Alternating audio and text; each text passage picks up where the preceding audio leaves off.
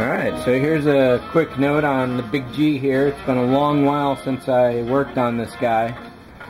I finally got some Ava's epoxy sculpt, and initially, this is the first time I've ever used it, is that I had tried to get some little strings of it going along to kind of match the texture here, but it wasn't working out for me. So I wound up smearing a lot of it in, hoping to hide the seams, and that didn't really work, and it even caused a little extra work for me to clean up later on. However, I got a couple techniques, and now with the Avas, let me switch to some close-up here. So I've started recreating all the little Godzilla lumps here on this side. This is about 2 hours of work just to get all this down, and that was definitely a lot. So I had initially done some primer on here to see how it looked after that first application, and it didn't really work at all. You know, a seam like this really shows that off.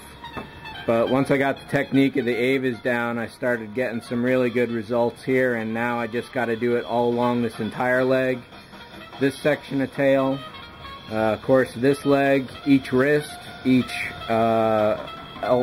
shoulder, the neck here, the jaw is going to need it. And where else? This seam is going to have to go, and of course the feet. So there's a hell of a lot of work in front of me still. Like I said, this is about an hour and a half, 2 hours just to get from here to here. So it's definitely going to be an effort. It's going to be a long time job, but just based on this, I think it's going to come out looking really good. The next big problem I'm going to have with this though is a seam like this. I've filed all of them down on the body, but they're still showing up. Another problem with this kit is that close to every seam, the details get really soft. So somehow I'm going to have to duplicate all this, and I haven't quite figured out how. Like, this is a really good spot here. That's just flat and useless there. There's no texture whatsoever, so I have to build all that. And also the texture along a lot of these areas, like the back leg here, it just kind of, well, I suppose it should match this kind of texture here, and it just doesn't. This section of tail here is a good example of how it just flattens out as well. So I don't expect to finish this anytime soon, that's for sure. But it's going to be well worth it, because this is overall definitely a good kit, and I've definitely enjoyed building it. And once he's actually all together, it'll be all that much better. So once all the putty's down and things are going well, I'm going to put all his back spikes in. Color-wise, I'm thinking that I'm going to go with more of a grayish green rather than a green. So all this natural color, of course, is going to go away. And I'm not going to put the mouth on until I actually get the inside painted.